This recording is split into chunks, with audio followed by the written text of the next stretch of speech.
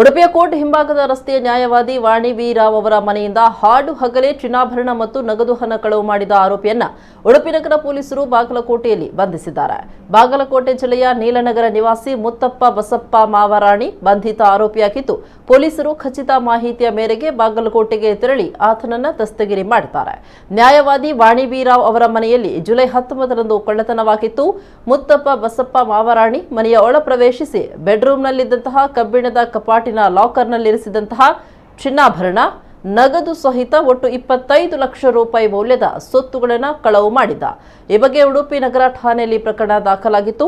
ತನಿಖೆಯನ್ನ ಕೈಗೆತ್ತಿಕೊಂಡಂತಹ ಪೊಲೀಸರು ಒಂದೇ ವಾರದೊಳಗೆ ಆರೋಪಿಯನ್ನ ಬಂಧಿಸಿ ಆತನಿಂದ 10 ಲಕ್ಷ ರೂಪಾಯಿ ಮೌಲ್ಯದ ಚಿನ್ನಾಭರಣ ಮತ್ತು 38,500 ರೂಪಾಯಿ ನಗದನ್ನು ವಶಪಡಿಸಿಕೊಂಡಿದ್ದಾರೆ. ಆರೋಪಿಯನ್ನ ನ್ಯಾಯಾಲಯಕ್ಕೆ ಹಾಜರುಪಡಿಸಿದ್ದು 15 ದಿನಗಳ ನ್ಯಾಯಾಂಗ ಬಂಧನ ವಿಧಿಸಲಾಗಿದೆ.